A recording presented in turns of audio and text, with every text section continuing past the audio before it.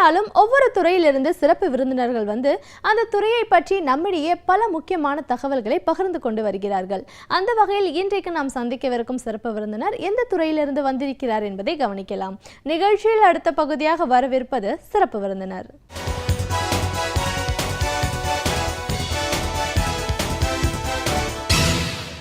வணக்கம் நேயர்களே, விடியலை வா நிகழ்ச்சியின் சிறப்பு விருந்தினருக்கான நேரம் இது. இன்றைய சிறப்பு விருந்தினர் மனிதவள மேம்பாட்டு பயிற்சியாளர் திரு துரைசாமி. ஒரு மனிதவள மேம்பாட்டு பயிற்சியாளரா இவரோட அனுபவம் அப்படிங்கிறது எங்கிருந்து எப்படி ஆரம்பிச்சது? ஒரு தொழில் தொடங்கணும் அப்படின்னு நினைக்கிற போது ஒரு நிறுவனம் ஆகட்டும், அதுல பணிபுரியும் ஊழியர்கள் ஆகட்டும், அவங்களுக்கான ஒரு பயிற்சி அப்படின்னு வரும்போது எங்க எப்படி தேவைப்படுது, அதை இவர் எப்படி செஞ்சுட்டு இருக்காருன்னு பல விஷயங்களை கருத்துக்களை நாம் அவர்கிட்ட கேட்டு தெரிஞ்சுக்கலாம். வணக்கம் சார். வணக்கம். மனிதவள மேம்பாட்டு பயிற்சியாளரா முதல்ல எங்க நிகழ்ச்சிக்கு உங்களை நாங்க வரவேற்கிறோம் சார். ஒரு பயிற்சியாளர் அப்படின்னு சொல்லும்போது இன்னைக்கு வந்து நிறைய மாணவர்கள் ஒரு வேலை தேட போகும்போதே அந்த இடத்துல அந்த நேர்காணலை சரியா அட்டென்ட் பண்ண முடியாமலே பல வாய்ப்புகளை இழக்கக்கூடிய ஒரு சூழல்லாம் நம்ம பார்க்குறோம். அவங்களுக்கு திறன்கள் இருந்தாலும் அதை வெளிப்படுத்தக்கூடிய விதம் தெரியாமன்னு பார்க்குறோம். இன்னும் சில பேரை பார்த்தீங்கன்னா ஒரு நிறுவனங்களில் பணிபுரிய போய் ஒரு காலகட்டத்துக்கு அப்புறமா அதுக்கப்புறம் முன்னேற்றம் அடுத்த நிலைக்கு போகணும் அப்படின்னு வரும்போது அங்கேயும் முடியாம ஒரு ஸ்டாக்னன்ட் சிச்சுவேஷன் வருது.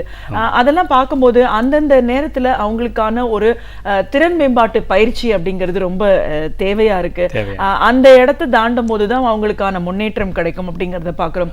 ஒரு நிறுவனத்துக்காகட்டும், ஒரு எம்ப்ளாயிக்காகட்டும், இந்த மாதிரியான ஒரு பயிற்சிகள் வந்து அவங்களோட வளர்ச்சிக்கு தேவை அப்படின்னும் போது நீங்க பல இடங்கள்ல இதற்கான ஒரு பயிற்சிகளை கொடுத்துருக்கீங்க. பெரிய பெரிய நிறுவனங்களோட ஒரு தொடர்ந்து இந்த பயிற்சி அப்படிங்கறது நீங்க செஞ்சுட்டு இருக்கீங்க. இதையெல்லாம் தாண்டி ஒரு நிறுவனம் ஒரு நஷ்டத்துல இயங்குது, அவங்களோட முன்னேற்றம் ஒரு ஸ்டாக்னன்ட் கண்டிஷன்ல இருக்காங்க, அதை ரிவைவ் பண்ணணும் அப்படின்னும் போது லீன் அப்படின்ற ஒரு திட்டம் மூலமா ஒரு பயிற்சி மூலமா அதுக்கும் அவங்களுக்கான தேவைகள் ஆலோசனைகளையும் நீங்க வழங்கிட்டு இருக்கீங்க.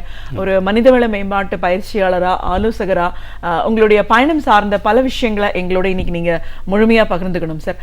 முதல்ல ஒரு பயிற்சி அப்படின்னு நம்ம சொல்றோம், இன்னைக்கு எல்லாருமே நிறைய ட்ரைனிங் ட்ரைனிங் ட்ரைனிங்னு எல்லா இடத்துலயும் நம்ம பேசுறோம். இந்த ட்ரைனிங் அப்படிங்கிறது உண்மையிலேயே என்ன, எங்க யாருக்கு இது தேவைப்படுது? ஒரு மனிதன் வந்து ஒரு வேலையை திறம்பட செய்வதற்கு ஆஸ்க் அப்படின்னு சொல்கிற ASK 3 அடிப்படை தேவைகள் இருக்குது. ஒன்று attitude for learning and sharing and improving, desire to learn, I need this, எனக்கு இது தெரியணும், இது தெரிஞ்சுக்கிட்டால் தான் நான் அதை முன்னேற முடியும் அப்படிங்கிற ஒரு ஆட்டிடியூட். அதுக்கப்புறம் நாலேஜ், ஒன்றுமே தெரியாது, இதுக்கு முன்னாடி என்னன்னே தெரியாது அந்த சப்ஜெக்ட் பற்றி, அந்த சப்ஜெக்டை பற்றின புது knowledge, either through audio or video or through trainers or through materials, first they gain the knowledge. அது ஏட்டு சுரக்காய் கறிக்கு உதவாதுன்ற மாதிரி வெறும் knowledge just gained, it will be only burden if it is not used. So அந்த நாலேஜை வந்து அவங்களுடைய தேவையில் கொஞ்சம் கொஞ்சமாக எடுத்தவொடனே ஒரே டைமில் எல்லாத்தையும் அப்ளை பண்ண முடியாது. கொஞ்சம் கொஞ்சமாக சிறிய அளவில் அதை அப்ளை பண்ணி அதோட ரிசல்ட்ஸ் எப்படி இருக்குது, அவங்களால அதை திறம்பட பண்ண முடியுதா, அதை செய்யும்போது என்ன டிஃபிகல்ட்டி இருக்குது, இதை பண்ணுற ஒரு நிலைக்கு பேர் தான் வந்து ஸ்கில் டெவலப்மெண்ட் அப்படின்னு சொல்கிறோம். ஸோ பேசிக்காக ஆட்டிடியூட் இருக்கணும், டிசையர், அண்ட் தென் த நாலேஜுக்கு சோர்ஸ் இருக்கணும். அதுக்கு எங்களை மாதிரி ஒரு மனிதவள மேம்பாட்டில் நிறைய ஏஜென்சிஸ் இந்த ட்ரைனிங் ப்ரொவைடர்ஸ் இருக்காங்க.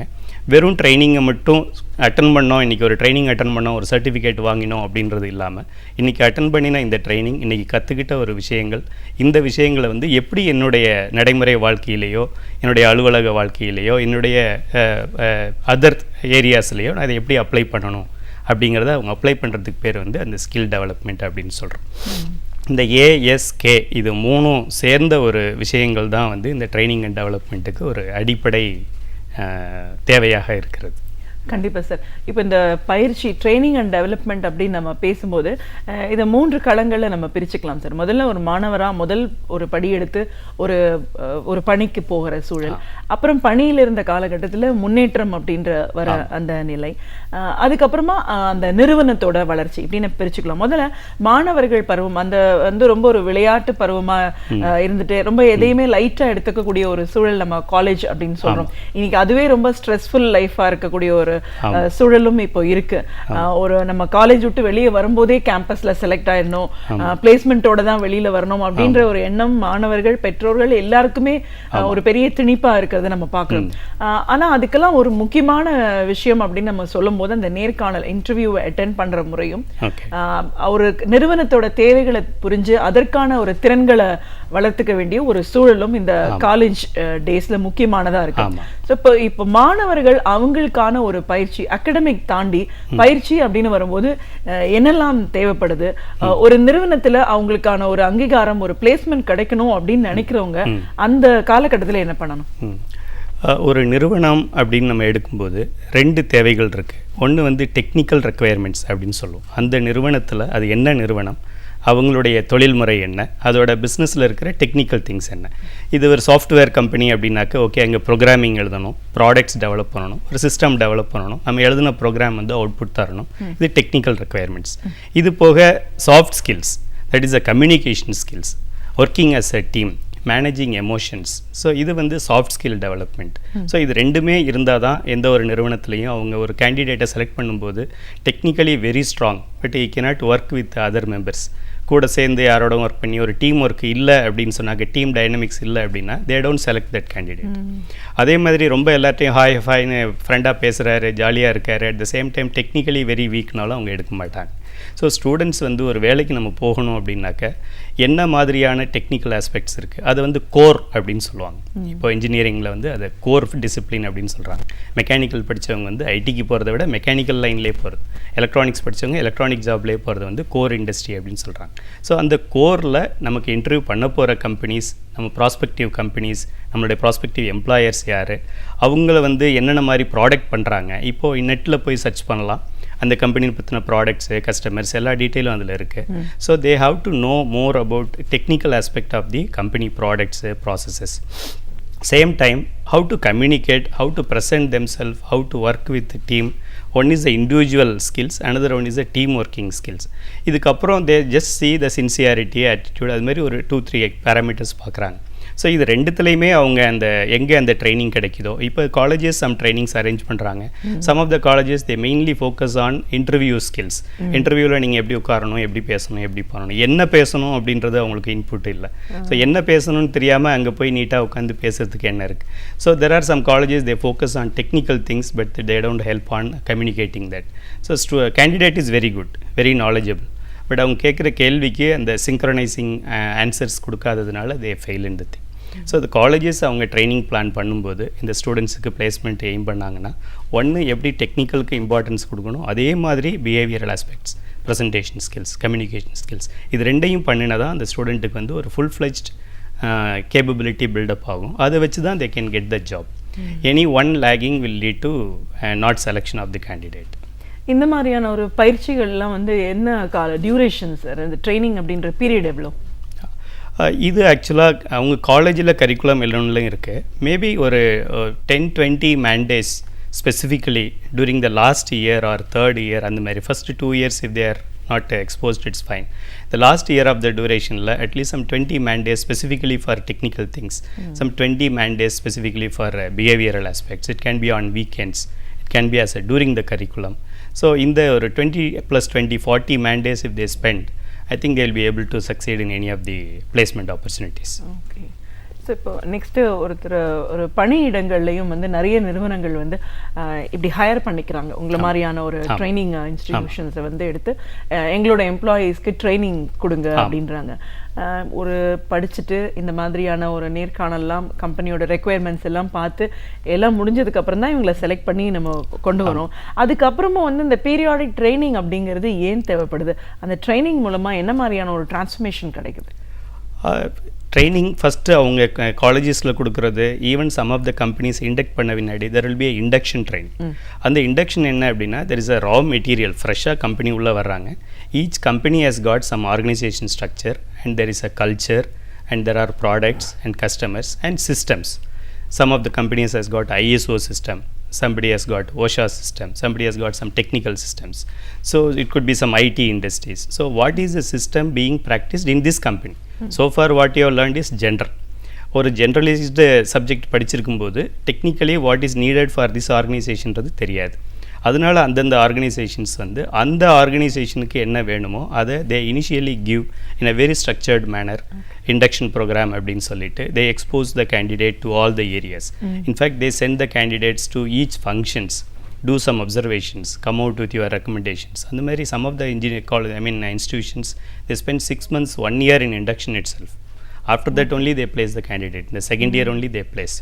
So one is the general knowledge to our company specific knowledge, and then on the job, on the company there are multiple departments, functions. There is a design function, there is a production function, there is a sales function. And the function la and the candidate place on a pinnadi, again ange there are some more specialized skills are needed. How to sell the product. So far he could have been knowing something about how to behave in the organization. Now he should know how to sell a product, sell our product. Selling a product is general and selling our product is different. So how to design my product, how to produce my product. So அந்த மாதிரி பார்க்கும்போது every stages before employment and immediately after the employment and during the employment, training and development becomes a mandatory thing. Before the employment to get the job, immediately after the employment as an induction to know the organization, know the culture, know the systems, know the process, organization, get into the job, and then after the getting into the job, doing the job better way. For that we need the subject trainings. Okay. So இப்போ இந்த மாதிரியான ஒரு training அப்படின்னு வரும்போது இந்த periodic ட்ரைனிங்லாம் ரெகுலராக conduct பண்ணுறாங்க பார்த்தீங்க, இயர்லி ஒன்ஸ் ஒரு அப்ரைசல் வரும்போதோ நெக்ஸ்ட் லெவலுக்கு போகும்போதோ ஒரு ட்ரைனிங் அப்படின்னு சொல்கிறாங்க. இப்போ ஒரு பயிற்சியாளர் மற்றும் ஆலோசகர் அப்படிங்கிற முறையில் இப்போ நீங்கள் உங்களுக்கு ஒரு கம்பெனி இந்த மாதிரி உங்களை அப்ரோச் பண்ணி வந்தாங்களா, நீங்கள் கொடுக்குற பயிற்சி எப்படி இருக்கும்? ஃபஸ்ட்டு ட்ரைனிங் நீட் ஐடென்டிஃபிகேஷன் அப்படின்றது ஒன்று இருக்குது. Every organisation, so they know the employee, what is their competency required. It's called competency mapping. So what is the job competency needed, இந்த skills இருந்தால் தான் இவர் இது ப்ளே பண்ண முடியும். ஃபார் எக்ஸாம்பிள் ஒரு கிரிக்கெட் பிளேயர் அப்படின்னா he should be able to hold the ball, he should be able to run fast, he should be clear in seeing the ball and catching, he should be able to swing the bat. So these are all the minimum things required. அது மாதிரி ஒரு ஃபங்க்ஷனை பண்ணுறதுக்கு என்ன competency இவருக்கு வேணும். So you should know about the machines, you should know about how to deal with the working operators. So certain areas you should have the competency. So first அந்த ஆர்கனைசேஷனில் இருக்கிற ஹியூமன் ரிசோர்ஸ் டெவலப்மெண்ட்டில் they do the competency assessment. இந்த பர்சனுக்கு என்னென்ன competency இருக்குது, இந்த job actually demands என்னென்ன காம்பிடென்சி இருந்தால் இந்த ஜாபை திறம்பட செய்ய முடியும். ஸோ ஜாபுக்கு இதெல்லாம் வேணும், இந்த பர்சன்ட்டை இதெல்லாம் இருக்குது, இது ரெண்டில் ஏதாவது கேப்ஸ் இருக்கா. ஸோ தட் அந்த கேப்பை ஃபுல்ஃபில் பண்ணாக்க he will be able to do 100% output for the job. இந்த மாதிரி அந்த காம்பிடென்சி அசஸ்மெண்ட்டை பண்ணிவிட்டு தே ஐடென்டிஃபை த கேப். இந்த ஏரியாவில் இவருக்கு கேப் இருக்குது, இதை இன்னும் கொஞ்சம் ஃபைன் டியூன் பண்ணோன்னா பெட்டராக இருக்கும். ப்ராப்ளி இந்த particular subject he has got trained long back. Nowadays there are a lot of upgradations. இப்போ மொபைல் பார்த்தீங்கன்னா everyday there are new models, software everyday new versions. What we have seen 5 years back it is not there. 5 years back நான் ஒரு கான்செப்டில் training ஆகியிருக்கேன் அப்படின்றத வச்சு இன்றைக்கி நான் அதை திறம்பட பண்ண முடியாது. இன்றைக்கி there are a lot of developments. So இந்த employee is it easy updated in all the areas, இதெல்லாம் அவங்க அசஸ் பண்ணிவிட்டு they identify this persons need these trainings. This is called training need identification. இதில் ப்ரொஃபஷனலாக wherever they have the capability to do it, the human resource development they will do. Some organizations they don't have that much of competent resource due to lack of resource, or they may be operating in a small way. So they ask us starting from that stage, so kindly do that assessment and then you help in executing the training programs so that the gap is fulfilled. So after the training then we do the feedback analysis whether they have properly trained. Now after 3 months 6 months we take a feedback whether whatever we have trained, whether the inputs have gone and are they able to really practice it in, and then we do the checking of effectiveness of the training. So competency requirement, employee competency assessment, gap identification, and the gap training need identification. After the training, implementation support, then checking the feedback loop whether the employee has correctly matched the competency. அப்படி பண்ணுறதன் மூலம் தான் அவங்களுக்கு ஒரு எம்ப்ளாயீஸும் அவங்களுக்கு கொடுக்கப்பட்ட வேலையை திறம்பட பண்ண முடியும் அப்படிங்கிற ஒரு பேசிக் இன்ஃப்ராஸ்ட்ரக்சரை அவங்க கிரியேட் பண்ணுறாங்க. For that we help in competency assessment, training need identification, training itself and doing feedback. எல்லா ஏரியாலையும் எங்களுடைய ஆர்கனைசேஷனில் நாங்கள் ஹெல்ப் பண்ணுறோம். நீங்கள் ஆலோசகராக இன்னைக்கு இருக்கீங்க. பொதுவாக நிறுவனங்கள் அப்படின்னு வரும்போது அவங்களுக்கு உண்டான விஷயங்களை அவங்களே ஏற்படுத்திப்பாங்க அப்படின்றத நம்ம பார்க்குறோம். ஆனால் எந்த மாதிரியான இடங்களில் ஒரு பிஸ்னஸ் கன்சல்டண்ட்டாக உங்களுடைய பணி இருந்திருக்கு? ஒரு ஆர்கனைசேஷனும் அவங்க இருக்கிறதுக்கு ப்ராஃபிட் இன்க்ரீஸ் பண்ணணும், எம்ப்ளாயீஸுக்கு நிறைய எம்ப்ளாயபிலிட்டி சான்சஸ் கொடுக்கணும், அதுதான் அடிப்படை நோக்கம். அந்த அடிப்படை நோக்கத்தை பண்ணுறதுக்கு ஒரு நிறுவனத்துலேயும் இப்போ இருக்கிற காம்படிஷனும் கஸ்டமர்ஸோட எக்ஸ்பெக்டேஷன்ஸும் இவங்க பண்ணுற அந்த ப்ராஃபிட் மார்ஜின் சொல்லக்கூடிய அந்த லாபத்தோட அளவு வந்து ரொம்ப குறைஞ்சிக்கிட்டே வருதுன்னு சொல்லலாம். 20% லாபம் சொன்ன ஒரு நிறுவனங்கள்லாம் வந்து இப்போ 10%, 5%, 3%, 1% சொல்லி குறைஞ்சிக்கிட்டே வருது. இந்த நிலை நீடிச்சாக்க இருக்கிற எம்ப்ளாயிங்களுக்கு வேலை கண்டினியூஸாக தொடர்ந்து கொடுக்கறதுக்கு வாய்ப்பு இல்லாமல் ஆகிடும். Unemployment rate ஜாஸ்தியாகும்.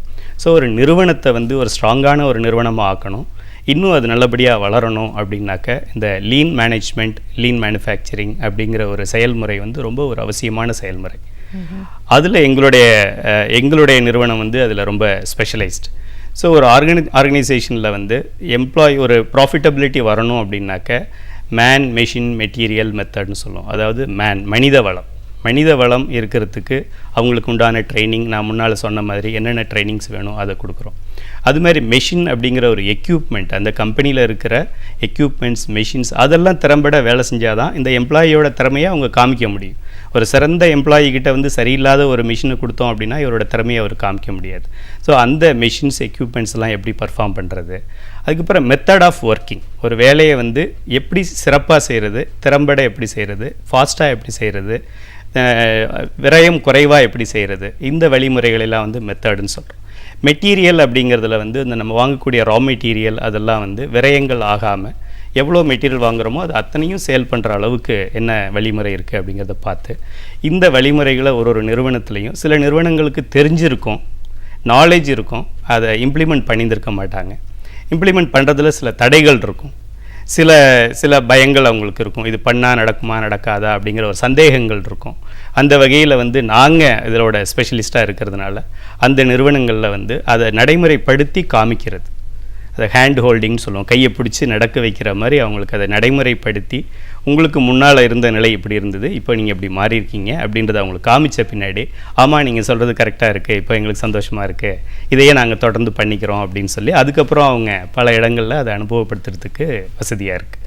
ஸோ அந்த மாதிரி பல நிறுவனங்களுக்கு நாங்கள் அந்த வழிமுறையை சொல்லி கொடுத்து நஷ்டத்தில் இருக்கக்கூடிய ஒரு நிறுவனத்தை வந்து லாபத்தில் மாற்றுறதும், லாபம் கம்மியாக இருக்கிறத லாபம் அதிகப்படுத்துறதும், எம்ப்ளாய்மெண்ட் கம்மியாக இருக்கிற ஒரு ஆர்கனைசேஷனை பெருசாக்கி அவங்களுக்கு இன்னும் நிறைய பேருக்கு வேலைவாய்ப்பு கொடுக்கறதுக்கு உண்டான ஒரு அளவுக்கு அவங்கள வளர்க்குறதுக்கும் நாங்கள் உதவி செஞ்சுக்கிட்டு இருக்கோம். இந்த மாதிரியான விஷயங்கள்லாம் அனலைசிஸ் எப்படி நடக்குது சார், அவங்களோட ப்ராப்ளம்ஸை? இப்போ நமக்கு மனிதனுக்கு ஒரு வியாதி அப்படின்னு வந்தாக்க நம்ம ஒரு டாக்டரையோ ஒரு ஹாஸ்பிட்டலையோ நாடி போகிற மாதிரி ஒரு நிறுவனத்துக்கு வியாதிகள் அப்படின்னு சொல்லும்போது ப்ரொடக்டிவிட்டி லாஸஸ் இருக்கலாம், குவாலிட்டி இஷ்யூஸ் இருக்கலாம். அந்த மாதிரி நிறுவனத்துக்கு என்னென்ன வேணுமோ அதில் ஏதாவது பிரச்சனைகள் அவங்களுக்கு இருக்கும்போது அவங்க அனலைஸ் பண்ணுவாங்க, நெட்டில் பார்ப்பாங்க, மற்றவங்கள்ட்ட விசாரிப்பாங்க. இந்த பிரச்சனைக்கு யார் சரியான ஒரு டாக்டர், எந்த ஒரு நிறுவனம் வந்து இதை எங்களுக்கு தீர்த்து வைக்க முடியும் அப்படிங்கிறத அனலைஸ் பண்ணிவிட்டு நாங்கள் இந்த தொழிலில் கடந்த 8 ஆண்டுகளாக ரொம்ப திறம்பட செஞ்சுக்கிட்டு வர்றதுனாலையும் நாங்கள் ஏற்கனவே சர்வீஸ் பண்ண ஒரு கஸ்டமர்ஸும் அவங்க ரொம்ப ஹாப்பியாகி பை வேர்ட் ஆஃப் மவுத் நீங்கள் இங்கே போனீங்கன்னா அவங்க ப்ராப்ளம் சால்வ் ஆகணும், அவங்களுடைய ரெஃபரன்ஸ் மூலமாகவும் நிறுவனங்கள் வந்து எங்களை அணுகிறாங்க. அவங்களோட நிறுவனம் இப்போது டாக்டர்கிட்ட வந்து பேஷண்ட் வருவார், பட் நிறுவனத்தை இங்கே தூக்கிட்டு வர முடியாது அப்படின்றதுனால நாங்கள் we go to the organisation. அங்கே போய் டயக்னாஸ்டிக் ஸ்டடின்னு சொல்லுவோம், ஒரு டாக்டர் எப்படி டயக்னாசிஸ் பண்ணுறாரோ ப்ரிலிமினரி ஸ்டடீஸ் பண்ணுவோம். சம் ஏரியாஸ் எப்படி டாக்டர் மெடிக்கல் ரிப்போர்ட்ஸ் வேணும் அது வேணும் அப்படின்னு சொல்கிற மாதிரி வி ஆல்சோ அவங்கள நிறைய இந்த ரிப்போர்ட் கொடுங்க, இந்த மாதிரி ஃபார்மில் கொடுங்க, இந்த டேட்டா கொடுங்க அப்படின்னு சொல்லி கேட்போம்.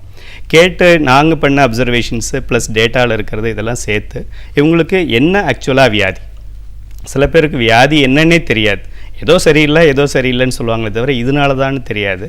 அந்த வகையில் நாங்கள் அதில் வல்லுநராக இருக்கிறதுனால நீங்கள் இதை நினச்சிக்கிட்டு இருக்கீங்க, வயிற்று வலி வந்தது இதனால தான் நினைக்கிறீங்க, பட் அது ப்ராப்ளம் கிடையாது, இதனால தான் உங்களுக்கு இந்த ப்ராப்ளம் வந்திருக்கு அப்படிங்கிற அவங்க சிம்டம் லெவலில் இருக்கிறவங்கள அவங்களுடைய ரூட் காஸ் என்று சொல்லக்கூடிய அந்த மூல காரணம் என்ன அப்படிங்கிறத நாங்கள் அதில் வல்லுநர்கள் அதை அவங்களுக்கு கண்டுபிடிச்சி சொல்லி இதை நீங்கள் திருத்துனீங்கன்னா இது சரியாயிடும் அப்படின்றத நாங்கள் அவங்களுக்கு அறிவுரை செய்வோம்.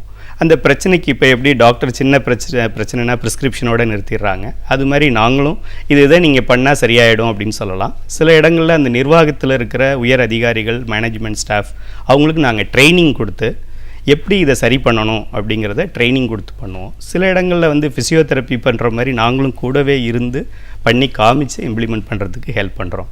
ஸோ ஒரு பேஷண்ட்டாக எங்கள்கிட்ட வர்றவங்க ஒரு க்யூர்டு பர்சனாக, ஹெல்த்தி பர்சனாக வந்து தே வில் கோ அவுட் அந்த மாதிரி. கண்டிப்பா சார். ஒரு மனிதவள மேம்பாட்டு பயிற்சியாளரா, ஆலோசகரா, இன்னைக்கு மனித வளம் அப்படிங்கிறது என்ன? ஒரு மாணவர் ஒரு முதல் நிலையில பணிக்கு போற காலகட்டத்திலேருந்து ஒரு பயிற்சி அப்படிங்கிறது எவ்வளவு தூரம் தேவையா இருக்கு? ஒரு பயிற்சி எடுத்ததுக்கு அப்புறமா என்ன மாதிரியான ஒரு மாற்றங்கள் அவங்களுக்கு தேவைப்படுது? ஒவ்வொரு நிலையிலையும் நிறுவனங்களுக்கும் சரி, அதுல பணிபுரிகிற ஊழியர்களுக்கும் சரி, ஒவ்வொரு காலகட்டத்தையும் கடந்து போகிறதுக்கான ஒரு பயிற்சி எவ்வளவு தூரம் தேவை? நிறுவனங்கள் நலிவுற்று இருந்தானா அதோட பிரச்சனை என்ன அப்படிங்கிறத கண்டுபிடிச்சு அதை மறுபடியும் இயல்பு நிலைக்கு கொண்டு போகிறதுக்கான ஒரு தேவைன்னு வரும்போது ஒரு ஆலோசகரா உங்களோட பணிகள் என்னன்னு பல விஷயங்களை, கருத்துக்களை எங்களோட நீங்க முழுமையா பகிர்ந்ததுக்கு நன்றி. நன்றி.